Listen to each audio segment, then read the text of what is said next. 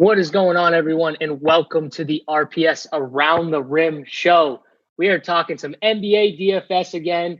I'm bringing back the big guns. First off, my man, Big T. Big T, what's up, man? How'd the 2-game slate treat you last night? Yeah, so it was fun to watch some hoops, first of all. I mean, we saw some of the better teams. We got to see a competitive game, too, with the two best teams, maybe, Lakers and Clippers. I mean, they didn't play great. Neither team played their best game, but it was just fun to watch. Good competitive game. I didn't do great. I mean, all the chalk crushed. I was off on some of my takes with minutes where I didn't think LeBron and AD would play 35. I think they played 34 and 35. The Clippers guys played similar. So I was definitely off on my minutes. I thought they'd play less. They didn't play a super deep rotation. Definitely missed, so I didn't have the best of nights, but I loved watching it, and I'm excited for today's slate. And with you guys, I mean, two of the best players in the NBA world here on with me, so I'm excited to get some winners from you guys. Yeah, and pretty much we swapped out Hoop from yesterday and upgraded with AP. Massive AP, upgrade, too, by the way. Like, massive upgrade. I don't know about that. Yesterday was, man, how great was it just having Hoops back? Man, that Millie Maker contest was awesome. It didn't fill, and like 40% of the people cashed. And what I did was locked in AD, locked in Jordan Clarkson, and then I just, ran the script that way. And it was a nice night, for sure. And JSU, we're gonna need another JJ Redick call today, man. That was awesome. He did some work yesterday.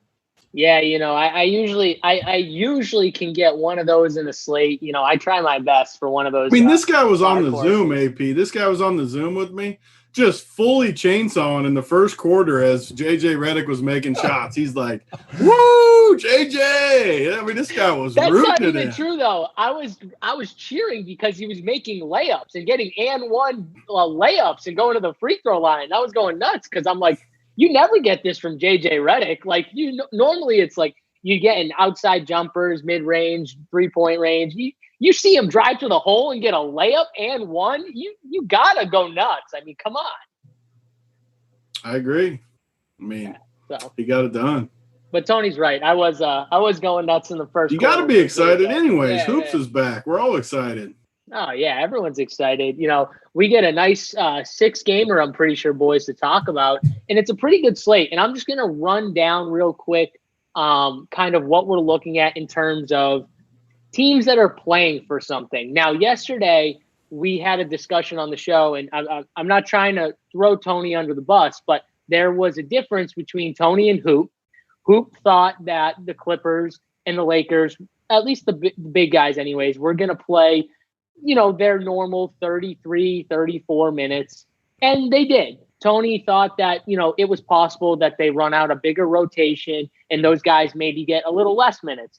So Tony wasn't as high on the game. Hoop was higher on the game, more higher on the studs. But and it did work out that they actually did play. All the studs played 33 to 35 minutes, all four: Kawhi, PG, LeBron, and AD. And I was kind of even a little stunned that all four of them played that many minutes. But it kind of goes to show you that maybe for the first few games, these teams are using that. Even the teams that are in, like Milwaukee, the Lakers, the Clippers, they're using this as like get their chemistry back with their starting five and their main guys off the bench, give them their normal minutes. And then as we get on, into this 8 games, maybe halfway through, they start to rest a guy here and there. You'll see LeBron maybe take 1 game off, AD take 1 game off. So I think that is probably what we're going to see here with those teams that are locked in already. But on this slate, we don't really have many teams that are locked in. I'm just going to run through it real quick. We've got the Brooklyn Nets versus the Magic. This is a big game because both of these teams are in the 7th and 8th seed. They're really the only 2 teams that the Wizards can catch. Now, the Wizards aren't good, but I'm sure these 2 teams still don't want to lose this game. So I'm pretty sure they're going to run out their normal unit and, normal minutes for those 2 squads there. Then we've got the Memphis versus Portland game. Huge game because Memphis is the 8th seed. They're 3.5 games up on Portland. So Portland needs this game. They need to give Memphis an L. They need Memphis to get a game up on Memphis. This would be huge for Portland to kind of start off this 8 game, playoff or play-in stage, whatever you want to call it. So this game is really meaningful to both teams. Phoenix versus Washington. If Washington loses their first 2 games, they're done. So they're going to try, but they're kind of a wreck anyways. Phoenix needs this win. They can't lose too many games in this. So they're going to play their guys. Boston, Milwaukee is kind of the only game where I can say both teams are pretty much locked into a playoff spot. But Milwaukee's locked into the top seed unless they lose all of their games pretty much, and the Raptors win every game. But pretty much they're locked in. The Celtics, they could be playing to move up or down, but there's no home court advantage, so it doesn't mean anything. Sacramento, San Antonio, both these teams need a win. They're not in the playoffs right now, so both these teams are going to be playing their starters. And then Houston, Dallas, they're what are they? 6 and 7 seed in the West. So I don't think either of these teams want to be the 7th seed, because then they're going to play the Clippers or the Lakers. So in my mind, both of these teams are going to try and win. So I just went through every single game, guys. I just kind of showed you, in my opinion, what I think. I think most of these games are going to be very meaningful. I think you're going to see the starters rolled out. Do you guys have a different take? Tony, I'll start with you. I mean, I took the L yesterday, so I'm gun shy to come back with another hot take today. But I agree for the most part. I just don't see every team playing today has at least some motivation to play. Even Milwaukee and Boston, I think that would be the one game that maybe they could go a little easy. But then again, you hear Boston guys talk. They want to get a good rhythm going. Milwaukee said they're going to boost Giannis a little bit. So, I mean, I'm gun shy to come back and say they won't until I see different. So, yeah, I'm treating this slate just like normal, like everyone's going to play normal type minutes. Yeah, for sure. AP, do you agree pretty much that most of these games are meaningful for the most part? Yeah, I definitely agree with that. I feel like these teams have to come out and make a statement, kind of like the Lakers did last night. And so I'm not going to try to get cute and try to figure out who is, taking a back seat versus who isn't, especially in these early games. So I'm right in line with you guys. Perfect. All right, so let's start off, boys. We're starting off with the Orlando Magic versus the Brooklyn Nets. Oh, man, this game is like one of those games where Orlando is not a fun team to watch, first of all. And then you got the Brooklyn Nets, who are just depleted everywhere. They don't have anyone outside of Karis LeVert and Jared Allen. AP, I'm going to bring this one to you first. What do you see here when you see the Magic versus the Nets? Yeah, on the surface, it kind of looks like a gross spot. But one thing that does intrigue me is how limited the Nets are. I mean, they're without Kyrie, Dinwiddie, Chandler, Prince, DeAndre Jordan. I mean, this front court's going to be there's not many bodies in the front court. The other problem, though, is I see a lot of people talking up Jared Allen, and I know he's a good play due to the lack of depth that they have at that position. I hate the matchup, though. He's foul prone or can be foul prone. And that position, in my opinion, is loaded today. So I don't know. Like, I don't want to go overboard with this first game. I hate playing the Magic. They just rarely ever get it done for me. I think there's some blowout risk in this game too. When you look at the Nets and you look at that, their second unit, I don't know where the scoring is going to come from. So out of all the games on the slate, I think that this is one of them that definitely has some risks. If I'm, the other side of that too is you got Karis LeVert. If the Nets stay in it, it's going to be, on the back of Karis LeVert doing his thing. And so I would say there are a couple intriguing plays. If you do want to attack this early game, I want to limit my exposure, but I do have interest in some Karis LeVert and some Jared Allen. I don't know if I need to get cute with this game because there's 2 spots on the slate that I think are, absolute smash spots. So that's kind of where I'm at. Yeah. And then for the Magic side, is that a stay away side for you? Yeah, I think so. Vucevic is really interesting at 8,500. But I'm weighing him against like DeAndre Ayton and I'm also weighing him against Kristaps Porzingis, and I like those two just a little bit more. But Vucevic, he could get it done. 8,500 is fairly cheap and a phenomenal matchup. The other thing is we're all so excited for basketball to come back. I just think, people might get a little too excited just to have exposure to this first game. Whereas I do think there are some better games on the slate for sure. As far as the guard position, I don't have a lot of interest in some of those guys. I mean, you mentioned, Fultz kind of looks a little bit out of shape. Fournier, I don't have interest there. And the second unit, the backcourt, I don't have a ton of interest there either. Yeah, I will say one intriguing play for me is Jonathan Isaac. Steve Clifford said that he believes Jonathan Isaac's going to play. He still has the Q tag. Obviously, we should get this information before lock, I hope.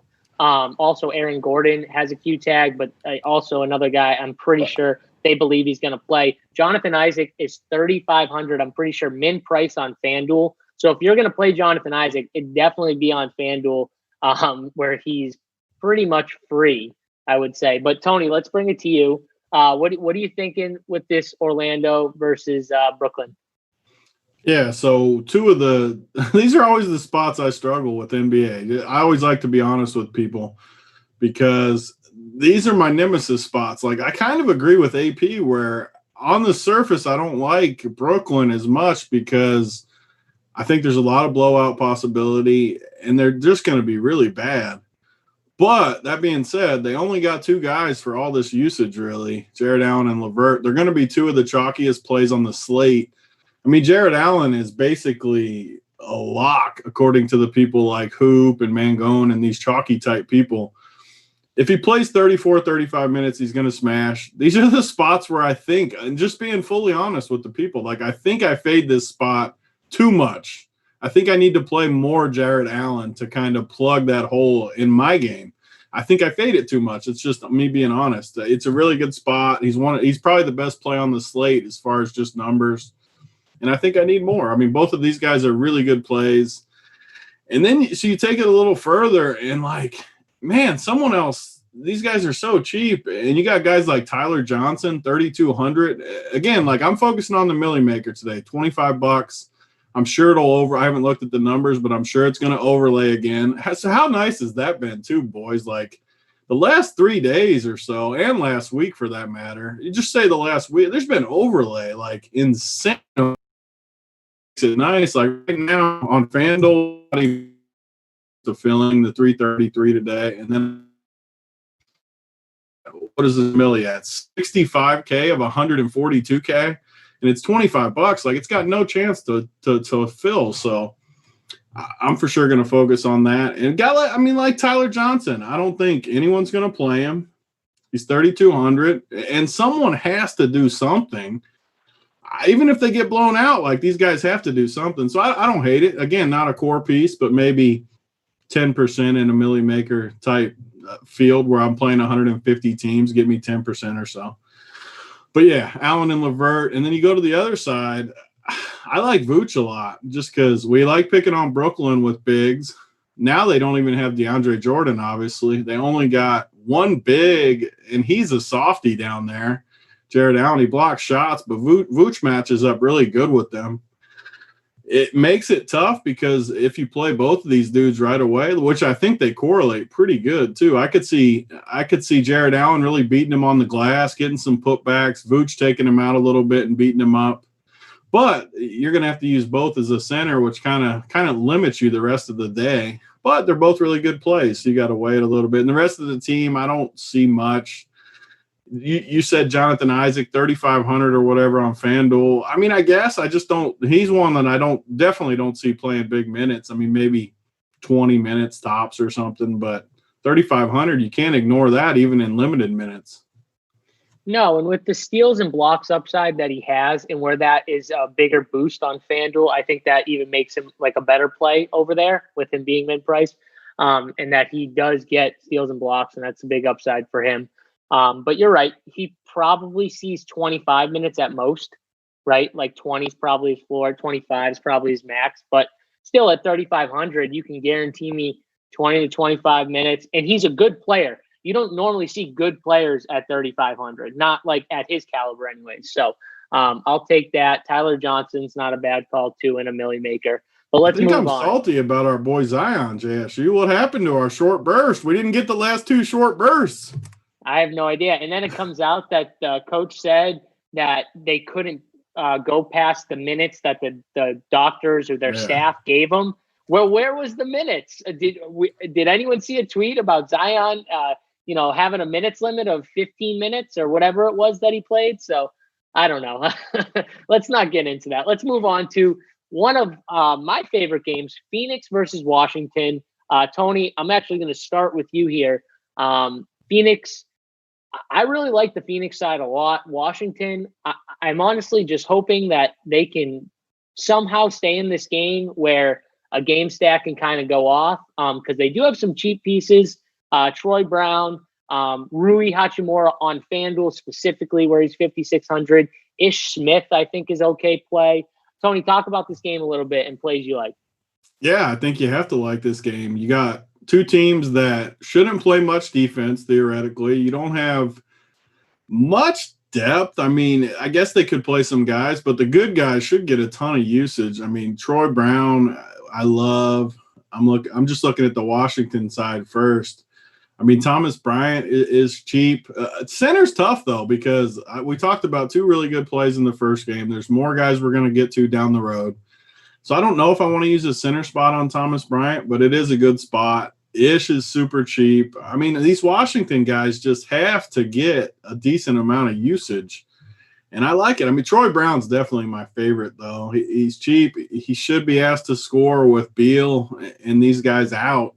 So, I mean, Beal and Bertans both out, obviously. Troy Brown's my guy. Shabazz Napier looks a little expensive on the surface, but, I mean, him and Ish have to do a big percentage of the ball handling, which I like. I'm definitely going to have a ton of the Washington side. And then you go to Phoenix, and I absolutely love Booker and Ayton.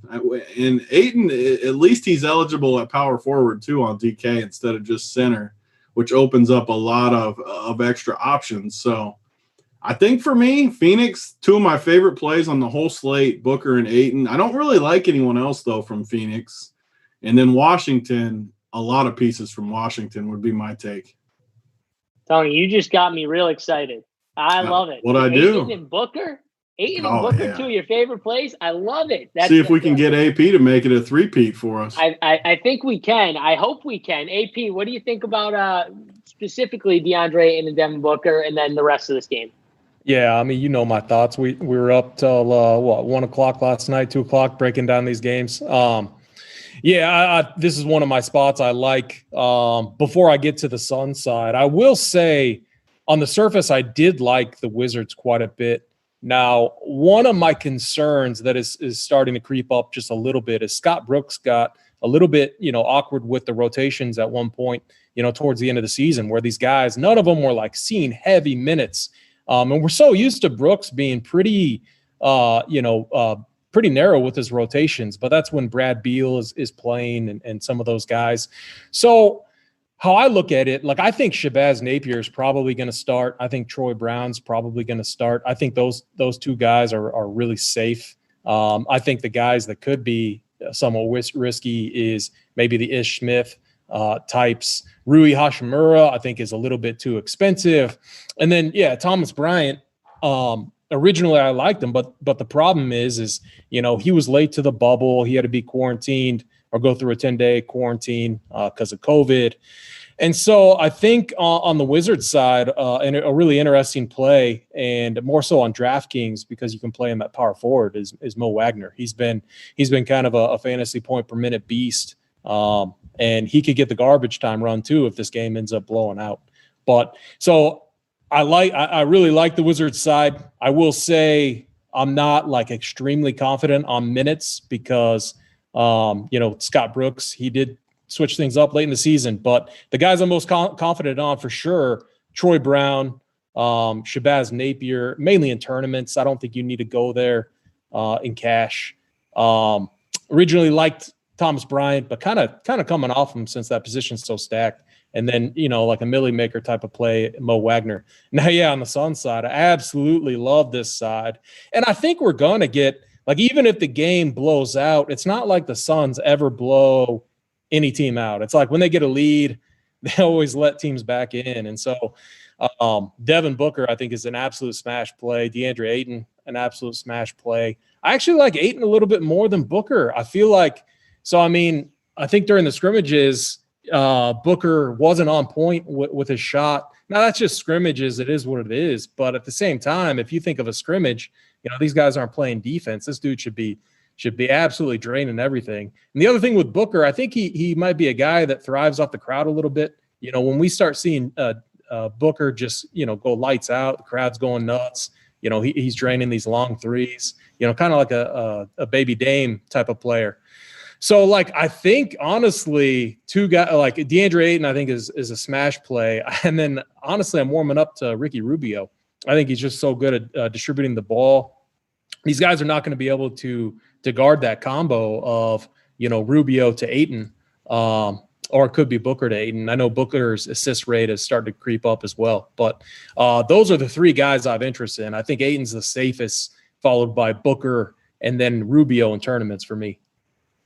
Yeah, so one thing I want to note, no Kelly Oubre. He's out for this game. So I think that gives a bump to Mikal Bridges a little bit. I think he's going to see big minutes. Dario Saric and Aaron Baines both have a Q tag. They did practice or did a little more in practice on Thursday. So I would assume that probably both play. At least one of them for sure plays, in my opinion, but probably both play. But I'm going to push back a little on Booker. This Wizards team does not play any defense. This dude's not – I don't care if he was missing shots. This dude's one of the best shooters in the NBA. And he's just going to attack the basket at will. And he's going to get open threes, and then they're going to come up on him, and he's going to attack the basket. It's such a good spot for him. But I can't argue with you saying you like Ayton over Booker, because Ayton is in just as good of a spot. So I like them both. I would still probably rank Booker ahead of Ayton if I had to pick one, but I like them both. I'm going to play them both a lot.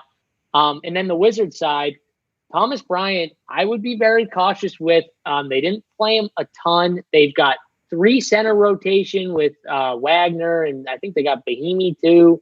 Rui they want to see play too a lot. So I would just be really cautious. Isaac Bonga can play the 4, and he's not good, but they're playing him 25 to 28 minutes. So, they do have some depth here. I'd be cautious on Thomas Bryant, but Ish Smith, I prefer Ish Smith more than Shabazz Napier. Talk about a perfect game for Ish Smith. Ish Smith is going to push the ball. He's going to, I think, have a better game than Shabazz. Shabazz is one of those guys who likes to pick and roll. He likes to come off. He likes to shoot. But Ish is going to push the pace. And I think that's where Ish is going to have a better chance at getting there, especially when you talk about $1,700 difference. Ish is $4K, and he's going to be lower owned in tournaments, in my opinion. So I'll take Ish Smith in the Millie Maker. I'm probably not going to have any Shabazz in the Millie, and I'll probably just pivot to Ish. But let's move on, boys, to the next 4 o'clock game, which is the Memphis Grizzlies versus the Portland Trailblazers. I already talked about this is probably the most important game on the slate, because you're talking about a team that's 8 in Memphis and a team that's 9th right now in the West in Portland. Portland desperately needs to beat Memphis. This is a huge game for them to have any shot at making the 8th seed. So, Tony, let's start with you. What are you liking from this game? Yeah, so it's also interesting because I think Portland has some of the most interesting rotations coming. I mean, with Denver, just because they've played this big lineup with Nurkic and Whiteside, and they got Zach Collins coming back too. And they're just like the Nuggets, where they can throw a little big ball at you and go opposite of the small ball, which Memphis wants to play. So I think the name of this game is going to be kind of who gets their pace going, and if Portland actually wants to do it. We've seen it in the scrimmages, but can they really run out Nurkic and Whiteside together? I am a little – because like Denver, when they do it, they got shooters. Whiteside and Nurkic aren't exactly spreading the floor, so I'm a lot more cautious with this. And then you got Zach Collins, who is going to be maybe the most popular value play, one of the most popular value plays without a doubt, just because – he's 3K, and they act like he could play. I mean, so you guys have watched the scrimmages more than me. How many minutes has he been running? Who is it? Zach Collins, because like he's projected for like high 20s minutes. If he plays high 20s minutes at 3K, how is he not going to totally smash that price point? So pretty much what they've been doing is one of the games, actually, Zach Collins and Yusuf Nurkic started together. Whiteside, I'm pretty sure, didn't play that game. They both played in the 20s, I think. But I think what's going to happen is I think they're going to roll out the bigs to start, and then they're going to pull Nurkic first because he's still the one that they're trying to get back into game shape. So I think they pull him first, give him a quick blow, maybe 5 minutes into the game. And then I think they put him back in for Whiteside at the end of the first, and Nurkic gets that kind of second unit run with the second unit. So I think that's what happens. I'm not sure. They could run out Zach Collins as a starter, but when Whiteside and Nurkic played, they played them together in the one scrimmage I'm pretty sure they played in. I'll look up Zach Collins' minutes. Keep talking about this game. Yeah, so I mean, no matter what happens, I guess it was just more of a structure with how I think the game will go than anything. Because I don't think you can play Nurkic or Whiteside, obviously, on a slate with so many good centers. There's really no reason to go there when they got so many question marks. But Zach Collins, since he's eligible, I'm glad he's eligible at power forward also, because if he was just center, it would make it a lot tougher just because of the position today. But him at 3K, I think, is definitely super elite. But the rest of the team, I mean, it's tough. I think people will go to a couple of these guys, but they have so many dudes right now and question marks to where I just don't know how they're going to play. And guys like Dame are priced up somewhat high. I just don't really see it. So from the Portland side, I think it's just Zach Collins for me. I really can't talk myself into anyone else. Everyone feels overpriced to me, especially with not knowing how they're going to play. They could get run off the court by Memphis just going small, because Memphis can match up with guys like Brandon Clark, Jaren Jackson. These guys can guard the bigs, and they can just go by them on offense. So I don't know. And then you look at the Memphis side, they've been a thorn in my side all year because they always have high totals. They always play at high pace, but they play so many guys and they don't really do anything for their prices. So Jaren Jackson is 100% in play for me. I think he is one of the best plays on the slate just because of how I think this game's going to go. I think Memphis is really going to stretch them out. And, I mean, which one of those bigs is going to guard Jaren Jackson? They're not going to be able to guard him. He's going to go right by him, pound the glass. I like Jaren Jackson a ton at this price point. And Brandon Clark, too. I definitely should mention him at 4,100. Those would be my two guys, just Collins from Portland. Okay. AP, let's get your thoughts on this Memphis-Portland game. Yeah, I think you guys kind of hit the nail on the head. I mean, I look at this game as kind of a chess match in that we don't fully know what the rotations are going to be. We've seen Taylor Jenkins, the Memphis Grizzlies coach, switch things up. We've seen him extend Brandon Clark's minutes, DeAnthony Melton's minutes, that's cut into some of these other guys. Now, with that being said, Jaren Jackson, much like Big T said, is just way, way too underpriced. He's my favorite play probably in this game. I do have some concerns overall in this game, just from a rotate. Like, I don't want to have a ton of exposure. Like, I'm almost happy, and I haven't built all my lineups yet, but I'm almost happy taking just like a Jaren Jackson and moving on. And now the reason is if we go over to the Blazers side, yeah, Zach Collins is free. I mean, he's 3K, and I think from a matchup standpoint, just looking like I don't know if you'd really want Nurkic and Whiteside on the floor covering Jaren Jackson. I mean, he's going to get a ton of looks in that 10 to 15 foot range, which he likes. So I think Zach Collins does make sense. And I can just see he's going to be popular because the cash guys are going to go there, and that makes a ton of sense in cash. In tournaments, I think you can pivot off of him because there are so many options on this slate. And, one of the reasons I'm looking at is, you got Carmelo Anthony that's still playing. He's a usage hog. He loves his ISO game. So you're going to have that. You have Dame Lillard, who's another guy that loves the ISO game. It's going to take usage away. And you got CJ McCollum. Whoever gets hot could take away from one of these other guys' productions. So my take is Zach Collins. I mean, yeah, in cash, you can probably play him since he's 3K. in tournaments, I wouldn't be afraid to move off of him at all. And regarding like Lillard and McCollum, like I don't know. Like I just like other guys over Dame right now. Dame 9.3. He did say that if he needed to play 40 minutes, he could. He came out and he's just like, I'll play every day 40 minutes if that's what's needed from me. So you like to see that. I just think, it's two teams that are fairly healthy, and it could be a chess match. And, you don't want a chess match in DFS. You want teams that are just running up and down the floor, not focused on defense, not focusing on, trying to get the best possible matchup and play. So for me, I love Jaren Jackson, and I'm going to limit my overall exposure to this game. Okay, so I am on the opposite side of both of you guys on a few things here. First, I'm going to touch on Nurkic. A few things. You're coming in on us? You're swooping in? I'm about to come in. I'm about to come in on you guys because so here's my thing. And I'm actually kind of shocked that none of you guys are on Nurkic, because in my mind, this is the perfect situation in a Millie Maker on DK specifically. He's 5,900. Jared Allen is 5,800. Everyone in this range is going to click Jared Allen's name. Yusuf Nurkic is going to be 5 to 10%. I don't think 10%. 5%. That's the rake. Probably. We don't have to pay the rake. No. Listen, let me talk, okay? You had your chance. Let me talk.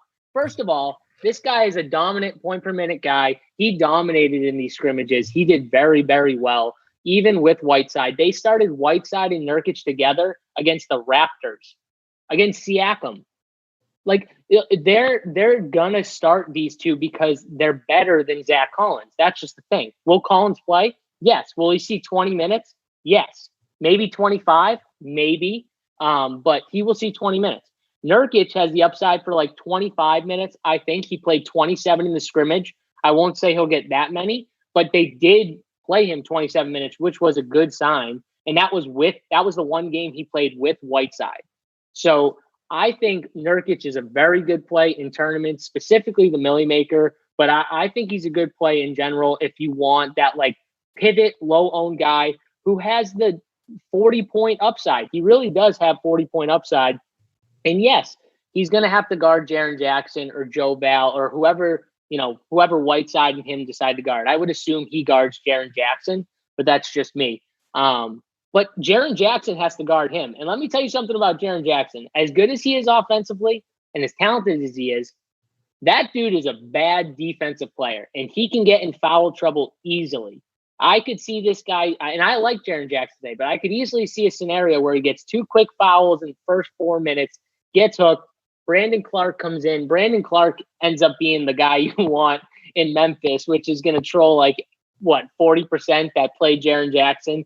So I would definitely make sure if you're playing 150, you definitely want not just Jaren Jackson, but you want some Brandon Clark too, for sure. He's 4,100 on DK. I think he's a really good pivot in this game. So I do agree with you guys on that. But then I'm also going to say none of you guys brought up Ja Morant. And Ja Morant, in these scrimmages, he looked like one of the best players I watched in these scrimmages, like of everyone. This dude was flying around. I agree that the minutes were not always there for him, but this is where the minutes guys might get a little afraid because we don't really know. And that's what I love about tournaments is you can be different and kind of get on these guys. And they might need Morant in this game specifically to play big minutes. I could easily see a scenario where they push him 35 minutes in this game, which they normally don't do very often. But they could because this game is so important against Portland.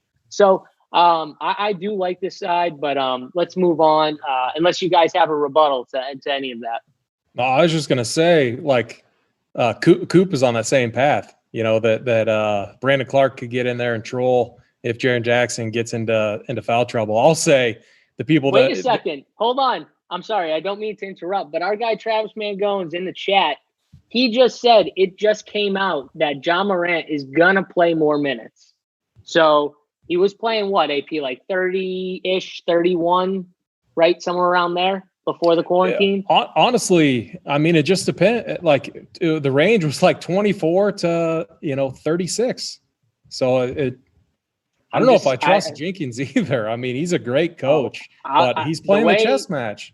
The way Morant was playing, I'm going to trust him because that dude should not come off the floor. He is so good. Yeah, he should only come off the floor when he needs an actual break, which he's young. He shouldn't need that many breaks. Like, this dude should play 35, 38 minutes. If you told me he was going to get 34 minutes, I would be extremely overweight. I think he's in a smash spot.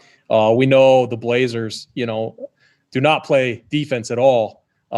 Especially on the perimeter. I mean, they got some size in the middle, but I don't think these guys will be able to track down, Ja Morant, slash into the lane. What I was going to say is the guy that, if you think you're sneaky getting onto Brandon Clark, the guy that could troll him is Josh Jackson. I know Jenkins loves that guy. So I'll throw that out there. I'm not playing him, but maybe in a milli maker just for fun, but he'll be on. He's one of my most hated players. I was with so many people during that draft. They were all over Josh Jackson during that draft. And I was like the only person out of my 10 friends that I was watching with that did not like Josh Jackson. I was praying the Celtics didn't draft him. But yeah, no Josh Jackson for me. Let's move on. Boston versus Milwaukee is the next game. AP, let's start with you here in this Boston game. There's some things to like here. I think Giannis on DraftKings specifically, where you don't need FanDuel, he's going to be popular because small forward is weak, in my opinion. But on DraftKings, I think Luka and Harden are clearly the top two guys. So Giannis is like a perfect GPP pivot, right? Right, AP? Yeah, and honestly, it looks like Giannis ownership could be ticking up, 10-5. I think as probably as people start to dial in their builds, you look at Giannis and you look at what he can do. He's the top point per minute guy on the slate. The thing with him is he going to get 23 minutes or is he going to get 30 something? We've seen him play more minutes against Boston because Boston, even without Kemba, could be able to keep this game close. Vegas thinks so. The Bucks are a -5 favorite. So, I mean, it's really interesting. Now I'll say on the Boston side, I rarely play the Celtics. I always think they're kind of overpriced. They have 4 main guys that all can go off and they all combust. They all essentially take offensive usage away from each other. Now we have seen Jason Tatum kind of, become that main guy. And the other thing about Boston, I will say, I love playing shooting guards against them. And a guy like Jaylen Brown fits the mold really well. Just, in a fast-paced environment up and down the court. I want a guy that's going to get, quick buckets. And so I will say Jaylen Brown, Jason Tatum, and tournaments only for me are interesting. But I'm not a Boston guy. I don't play them. They never kill me. I think Jason Tatum has maybe a couple times, but it's just not a team that kills you. And then, on the Bucks side, now they're a team that has crazy rotations at times. And, they're smart with it too about keeping their guys healthy. I'll have to look into it a little bit more. But with Bledsoe out, we know that Giannis is just going to, he's going to bring the ball up. It's what he does. And Big T will comment on it, but he'll barrel to the rim and get his easy buckets. But I do, honestly, I think it's interesting if Giannis's ownership does start to tick up. I might just hammer down on Luka even more because I think Luka's the top play on the slate. And another guy in that game. But that's kind of where I'm at right now. DiVincenzo, I think, is going to be interesting. I don't think lineups are out right now, but I do think he gets the start. I don't think we've seen George Hill start. He's always running the second unit. So DiVincenzo is definitely an interesting play. I love his game. He's good at getting the peripheral stats, and he's a good scorer. Yeah, and I'm pretty sure DiVincenzo started the last scrimmage they had too. Yeah. So take that for what it's worth. Also, I saw Kemba's name in chat. Guys, do not play Kemba. He's getting limited to 18 to 20 minutes, they said, I'm pretty sure. So I'd probably stay away from him, even if he's cheap. I just think you don't want a guy limited to 18 to 20 minutes that for sure, even Kemba. So I'll probably stay away from him. Tony, let's bring it to you. What are you thinking with this Boston game? I don't think Giannis is going to be higher owned. Like, at least I don't think he's going to be higher owned than Harden and Luka. That's for sure. Yeah, so one of the things I think I do good in NBA, I talked about my weakness with fading some of the chalk. One of the things I think I do good is just pound my favorite stars and kind of don't spread it around too much. I think Harden and Luka are just – people are going to say it's because I'm a Giannis hater, but it's really not. Like, I've played Giannis a ton in DFS-wise. Like, I think he's a stat stuffer. I like it. I don't like him more. I'm for sure playing Harden, first of all. Like, in this bubble, it's perfect for him. We'll get to that game in a minute, so I'm not going to overly talk about it. But I'm definitely not fading Harden for anybody. And then I like Luka more than Giannis. Like, I don't think I'm going to full fade Giannis over 150 teams. There's no reason to, just in case he gets 70 or something. I'm not going to let that be the end of me. So I'll probably play 30% or something, and I think it'll be alongside the field. I think he'll be about 30% on DK, so somewhere in there. So I know it sounds like a cop-out. I don't love him, though. If I was playing one team or even three teams, I probably wouldn't play him. I would take a hard stand and fade him and play Luka and Harden, those two above him. But I don't know, like Boston, I'm definitely not going to play any Boston guys. I never, kind of like AP, I don't really play unless there's one or two guys out.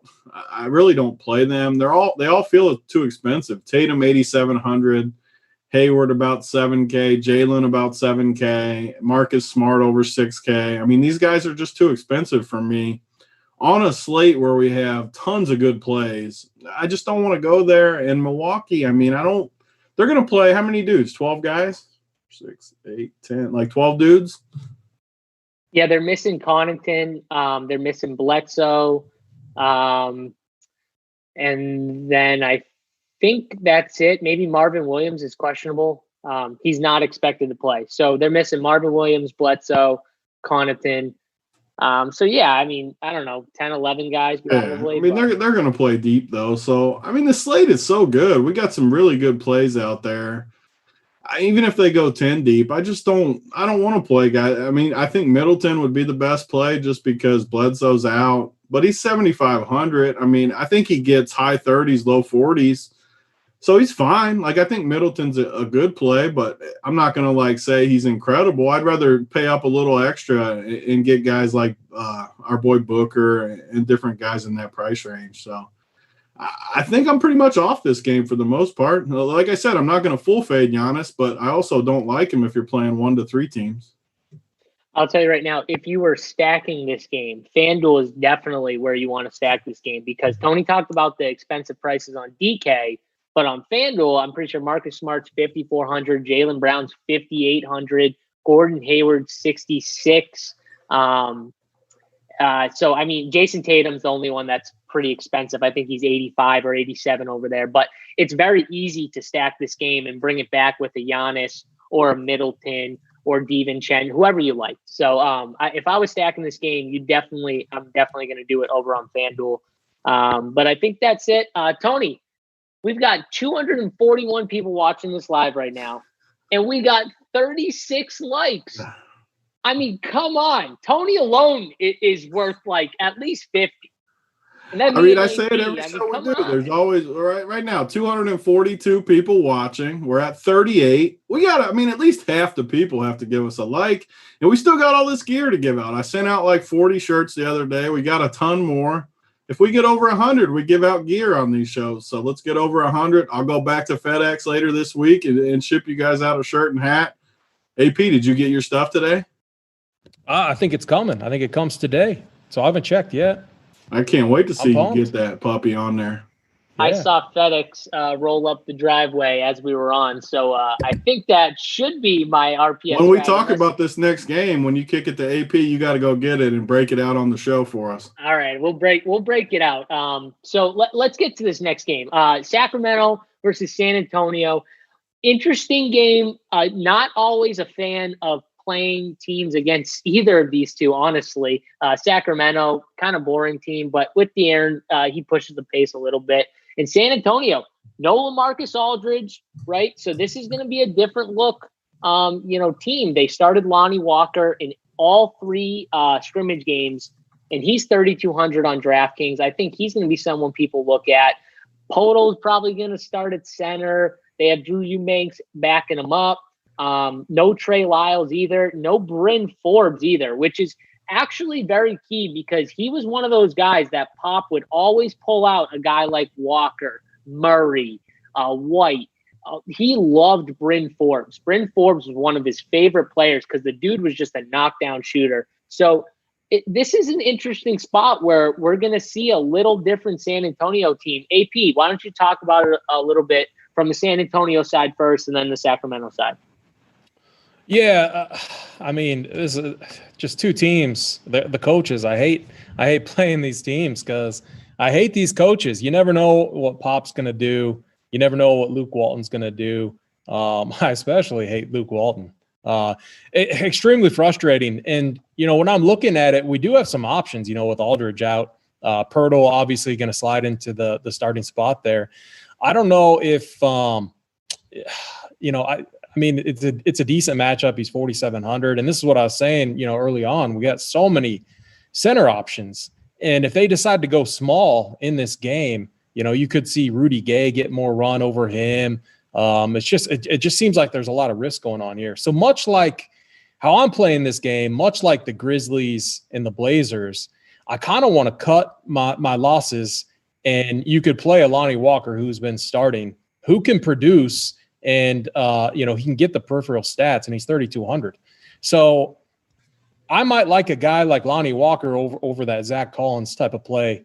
And then, on the Kings side, they're just another really frustrating team.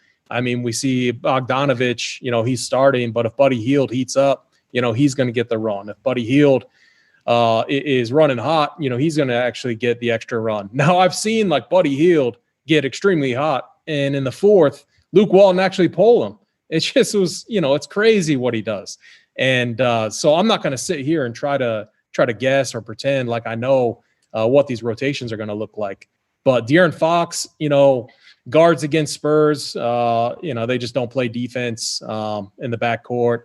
And so Fox is interesting. But again, like he's another guy with such a low floor. And I would, just in that price range, I think there's a lot of other better plays. But I think in tournaments, he's interesting because he does have triple-double upside and he can get it done. I don't know. I'm kind of, with me in tournaments, I'm locked into two spots on the slate. And I want to reduce exposure to all these other spots that I don't like as much. And this is one of them because I can just already see the tilt for people that play this game. Like it happens all the time with Luke Walton, and Pop. So it's just, so for me, I think Lonnie Walker's definitely interesting. DeRozan's fine. Even with Aldridge out, like, I don't know. I don't know if I want to pay almost $8K for him. I think there's better options. DeJounte Murray, another guy, he can absolutely get it done. He's just had such an up and down year. I could see playing him, in tournaments, definitely over Fox on the other side with the savings. It's just gonna depend. Overall, though, I'm gonna try to limit exposure. If I had to say my two favorite plays, Buddy Hield, I think on the Kings side, just coming off the bench, and then probably punting to Lonnie Walker. Yeah, all right. I like it. Buddy Hield is definitely a play that JSU. You don't even know what I said. Oh, I heard. I know. I had my head. Oh, you had. Oh, okay. Yeah. Nice. I heard the whole spiel, dude. My man. Yeah, I heard it all. How's that gear looking? More importantly, look at that gear. Beautiful. Look at that. This is what you're gonna get if we get over 100 likes. We're at Show them the shirt. Right Stand now. up. I mean, can you get up in the camera view being that short? You need a phone book? There you go. There you go. We're almost look, to Tony? 100 already, too. We're going to give out some gear today. Let's get up to 100. I love it. All right, Tony, talk about this game a little bit. Yeah, so I agree with AP, man. These two teams always seem to be a pain. And on these slates, so it's almost like a Christmas slate where you have to adjust as the news comes in all day. Like, I don't think you should be setting your team in this situation in the morning or after this show and just letting it go. Like, you need to pay attention before each clip of games, see who's starting, see if there's any news out. And that's one of the advantages to getting in Discord over at Run Pure and stuff like that, so we can break a little news. Who knows what could hit? I mean, if some dude starts for San Antonio, like Keldon Johnson or something, starts at 3K or something like that, it could change the whole slate later on and give you a nice pivot at a low ownership. So not only will we have playbooks and stuff over at Run Pure, like we'll be in Discord. There's going to be tons of things to adjust as the day gets going. So make sure to pay attention. But this is a classic game for me. Just like AP said, I want to wait on some news. I honestly do. I want to see who's starting for the Spurs, officially starting. I want to see Sacramento, what they're planning to do. But as far as right now, nothing sticks out as great plays. I think Rashawn Holmes is one of my favorite plays. I think he should do some serious work in this spot. He was really good before the COVID started. He's 5,100, but again, he's the center spot. Center's tough for me today. It's loaded. I think you should use the center twice on most teams as the utility also, obviously. De'Aaron Fox, I think, is always a good tournament play, but like AP said, he's got a low floor. You just don't know what he's going to do. Sometimes he comes down with random little injuries that tilt you too. He's just a guy that tilts you a lot. So I don't feel confident about anybody there. The Spurs are definitely – I mean, I hate to agree with AP on all this. I like to get on you guys, but he's right. Like, it could be a good pivot off a 3K Zach Collins. Like, you have Lonnie Walker super cheap that started. And I know I just talked about Keldon Johnson, but I think he's talented. And a guy even like Drew Eubanks, if he somehow started. But Keldon Johnson's the guy I kind of got my eyeball on, that if he was to start, I don't think anyone's going to have him. And he's 3K, a perfect pivot off Zach Collins. And it gets you different in a milli maker, which is what I want. I want to pivot off one of these cheap guys. And who knows, maybe he gets hot and goes for 30. And he's the reason you take down the milli maker. You got to have a little interest, I think, in the guards too, DeRozan and DeJounte, just because we don't know. Like, maybe their minutes go up. We don't really know how Pop's going to play this. There's a lot of tilt involved. They're not cash plays, I don't think. But I think there is upside if they were to get extended run for some reason in this bubble. So it's a wait and see for me, but both sites have late swap, correct? Yes. Yeah, so we can wait. Just be willing to adjust later on, depending on the news we get. Yeah, and definitely just know where you're going to go. Like, have your plan already ready. But I'm just going to give my quick thoughts, which is from the Sacramento side, Rashawn Holmes is going to be very popular. He is a good play, high point per minute guy. If he sees 28 to 30 minutes, I mean, he's absolutely going to smash that price tag. And he's 3,900 on FanDuel. But I will say he can also get into foul trouble. He's another one of those guys. He can easily get into foul trouble. And they don't have many bigs. They are out on Alex Len. He is out. Marvin Bagley, out. So really, they have like three guys that they're going to use mainly. Nima Bjelica is one of them. He's 4,500 on FanDuel. He's going to start. He's, I think, 200 more than Holmes on DK. No one is going to play Bjelica over Holmes. So if you want to be different in like a large field GPP, like the $3 they have over on FanDuel, or like in a milli maker setting, just play Bjelica over Holmes and, hope Bjelica outdoes Holmes. Or, I mean, you could also play them together because they're cheap enough. And I just kind of said they're going to play those two and Harrison Barnes, I think, at the 4 and 5 mainly. I think that's what their rotation is going to look like. So they're going to get run. Like, these guys are going to get minutes. So I kind of like playing both Bjelica and Holmes together. But, more on DK. On FanDuel, it's tough because I love Ayton as a center. So, I'm sorry. On FanDuel, it's tough because it's tough to play both of them. Rui's there at 5,600. But you can. Jaren Jackson, 47. Brandon Clark. But you could play them together. So, I mean, I just like the pivot. And then the Spurs side, I think they start White, Murray, DeRozan, Lonnie Walker, and Podol. That's what they've been doing. I'm pretty sure almost every game in the scrimmage. So I would expect them to start that 5. Now, that's not confirmed. So, I mean, obviously wait. But that's what they've been doing. So I would expect that. And then Keldon Johnson would be like one of the first couple guys off the bench. So I do like him as a pivot. But let's move on to the final game. Houston versus Dallas. AP, let's start with you. this is a good game to attack, right? We got Harden, Luka, I think two of the best plays on the slate. What do you like from this game? Yeah, this is by far my favorite game to attack tonight. I'm not like going all in, but I'm going all in on the studs in this game. And then using some of the other plays in the Suns game that we talked about. But I think this is going to be, one, the best game to watch all day. It's the late night game, so maybe that reduces ownership because people tend to like to, get guys out early if they're watching. And I don't know, I just absolutely love this game. Luka is too cheap. He's absolutely smashed in this matchup. Kristaps Porzingis, this is like Big T shooting over JSU out there, all game. Porzingis against a bunch of 6'6" guys. Real happy. I did get excited when he said that. And due to all the other centers, and front court guys on the slate, I think Porzingis could be sneaky. I think he could come in around, 15%. And so they're my favorite duo. I want a ton of Luka. I want a ton of Porzingis in the same lineup in all my tournaments because they have such a positive correlation. If you go back and look, when one does well, the other typically does really well.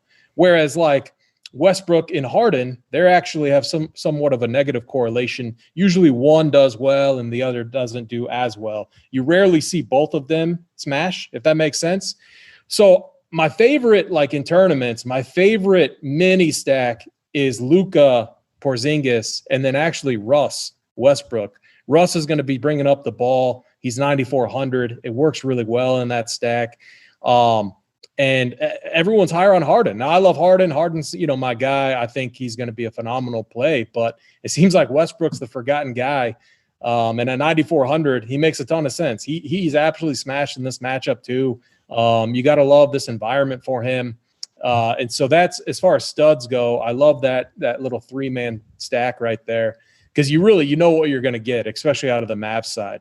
I struggle to see paths where Luka and Porzingis fail to put up something. Luka's obviously the safer of the two, but I think Porzingis is going to be the guy that gets it done for me in tournaments. And then at the end, it's the last game. I think he's going to be the guy that helps me leapfrog over everyone else. Then some of the value plays like a Daniel House, with Eric Gordon. I love House. I actually kind of like House over Eric Gordon anyway, to begin with. So I think he's fine at 3.8K. I'm probably not going to play PJ Tucker again. Center, that center spot is just loaded today. I don't know if he beats me, he beats me, but more often than not, he'll play 35 minutes and put up 20 DraftKings points, which is just not what we want. So that's kind of where I'm at. I love this game. I'm going to be extremely overweight on it. All right. I like it. Tony, what about you? What do you think about this game? The studs, I'm sure you're on, but what about these other pieces? Yeah, it's definitely the best game of the day for me. Probably everyone, because it's got all the star power. It's got the high total. It's got pretty short rotation for Houston where, coming into the bubble, we kind of all said Houston was going to be the team we need to target just because of how they play these guys. I literally wouldn't be shocked if we saw Harden and Westbrook play 40 minutes just because it's what they do. I'm not saying I'd predict that. I'd probably put them at 35 or whatever. But I would not be shocked if they played 40. It's just what they do. They go hoop. In the scrimmage, Harden didn't even want to get pulled out or whatever the story was. You got guys like Covington and House who, Covington at 6,100, he's going to play mid-30s. He's going to have to guard people. He's going to get open threes. I think he's one of the best plays on the slate. And then Daniel House. So this quote, so he was coming off the bench when Gordon was healthy. Is that what it was? And then that D'Antoni quote where they asked him why he wasn't playing, and he said because he's not good enough. Was that before the Gordon injury?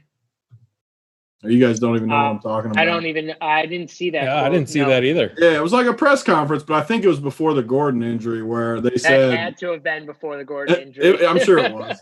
They were like, why is House not starting? And then he just flat out said because he's not as good as the other five or whatever. But now he's in there. He's 3,800. He's going to play mid-30s minutes, and I just don't see any reason not to play him. If PJ Tucker wasn't center, I think you could play him. But like AP said, you're not playing PJ Tucker at center at 4,200. Like if he beats you, he beats you. You just don't do it. If he was power forward though, I'd consider him at that price just because he's going to play a ton of minutes too. So I definitely want at least 2 Houston guys. I wouldn't play Harden and Westbrook together, but I probably want one of them on all my teams because one of them is going to go off for sure. There's no way around it. Give me one of them and then give me probably one of Covington or House. So 2 of those guys. And then the Dallas side, I agree with AP again. Luka and Zinger is kind of a really good duo, and Zinger's going to be low owned just because he's center, like we keep talking about. There's so many good center plays. Tons of people are going to burn center in the first game right out of the gate. Zinger's going to end up being, I guess 15%, maybe even lower, 10%, super low. And I think Luka's a lock for me. I really don't see a way around. Maybe not 150 like total 100% lock, but maybe like 60 to 70% ownership over my 150 teams, just in case whatever happens. I wouldn't go all the way all in, but I love the combo. And then Dallas, I think, is a pretty easy team outside of those 2 just to fade the rest. Kind of just go all in on those 2 as much as you can. Maybe 30% Porzingis, 70% Luka type thing, and maybe even like 20% where they're together. So I love it. Love this game. I want as much exposure as I can. And like AP said, hopefully the Run Pure team is pulling ahead with this late game, even though it'll be chalky. Maybe it's just enough to push us over the top tonight and ship these things. Yeah, for sure. Do love this game as well. I also think that like if you wanted to be really different, I think you could play like a Seth Curry if he's starting at 5K. 3-point shooter, you get the 3-point bonus on DK, and he's going to get a lot of open shots, right? PJ Tucker's guarding Porzingis down low. I mean, that's going to be tough. They're going to be doubling him, I think, if he goes down low, and then the shooters are going to have open shots because, that's just what's going to happen pretty much in defensive rotation. So I can see Seth Curry, Tim Hardaway getting a lot of open 3-point shots. It's just I can't pay 6-3 for Tim Hardaway. If I had to pick one, I'd go Seth Curry. Not that I love Seth Curry. I just think they're going to get a bunch of open 3-pointers, and in transition, they're going to get open 3-pointers as well. So I like the rest of what you guys said, though. Doncic, Porzingis, good combo with Harden. If you want it to be different, you could play Westbrook over Harden. That would make your stack a little different as well. But Tony, we got to 118 likes, so it looks like we're giving out some swag. Yeah, and thanks for doing that. I mean, like we always say on these shows, it makes a big difference. We're doing free shows just to get people to know more about Run Pure Sports, the site. We're launching the bet side tomorrow, which it's already launched, but we're going to start charging tomorrow. They've been giving out a ton of free picks. I gave out a little middle last night, too. I've been trying to get some winners in there. Took the Lakers plus 120, came back with the Clippers plus 6. It's always fun to hit a middle. We're launching that tomorrow. But when we do this free content, it just helps us a ton when you guys give us likes, subscribes on the YouTube page. All that stuff adds up and lets us do more of it. So might not seem like a big thing while you're watching it at work or wherever you're watching it, but click that like button, that subscribe button. It means a ton to us. Yeah, let AP draw a name this time. AP needs to scroll up there and find us a winner. AP, give a quick little scroll and find some. Pick one guy in the chat that your cursor lands on. All right, let's do this. Matt O'Neill. Matt O'Neill. All right, Matt O'Neill, come on down. Come on down, Matt O'Neill. if you're not an RPS sub, just send Tony a message on Twitter at BigT44. He'll get you. Just send him your info so he can ship it out to you. If you're in Discord, send him a message right on Discord. If you guys are not an RPS member, join the movement is still the promo code. 20% off. You get all the way up to August 31st. So get in there. You get the NBA, MLB, PGA, NASCAR, MMA, esports, everything we got going on in our Run Pure Sports. So make sure you get over there and get in the Discord as well. So get in there because me and AP, Tony, Hoop, Mangone, we'll be in there. We'll be talking NBA, answering questions. I'll probably be in there for like 45 minutes up to lock. Answering people's questions. I'm sure AP and Tony will jump in there too at some point. So get over there, get in the Discord. Matt O'Neill said he's in the Discord, Tony, so he'll hit you up there. But guys, I think we did it. I think that was a pretty good show. Let's get your favorite player to break the slate, and then we'll sign off. Tony, I'll start with you. Favorite Let player AP to break go the slate. first. He's more prepared Okay. for it. All right, AP, let's hear it. Yeah, I'm gonna, there's a few obvious ones, but I'm gonna go with the guy that's just he has no one that's gonna even come close to him hype wise. He's just gonna have free looks at the basket, and it's Kristaps Porzingis. Like I think he's gonna have a huge game, put up a ton of points, get some rebounds. That's who I think breaks it. Tony, what do you think? I mean, so I talked about a lot of the guys that I think are pretty obvious that have a chance, but I always do, I don't want to pick someone obvious that everyone's going to take. So I'm going to pick a low-owned guy that I think could win someone $1 million, like I always do. Give me Vooch in this first game going against a team with no bigs. Wow. He's going to be low-owned. I'm not saying he's the best play, but I like him in the Millie Maker type format, and I can see him getting 50 or 60 in the bubble, getting off to a good start. Lock in those points. Give me Vooch for a breakout game here. I like it. And I'm going to go with I went back and forth on two guys. Like these guys, I just don't want to give out Luka because that's not fun. You know what I mean? That's just not fun. So John Morant is going to break the slate. I think he plays 38 minutes today. This is a game they desperately need to win against Portland. I think they roll him out. I think they literally just give him, 10-minute break, a couple minutes in the first half, couple minutes in the second half. And this dude runs the whole offense. So give me John Morant, 7K on DK. And what is he, 65 on FanDuel? Like 63, I'm sorry, on FanDuel. Just total lock over there. But that's I think we did good giving 3 plays there. Ja, Zinger, Vooch. None of those guys are going to be high owned. I like that. No, I don't think so. So I think that's it, boys. Make sure to tune in 5 o'clock. We have an MLB show, so tune in for that. But for me, JSU, AP, Big T,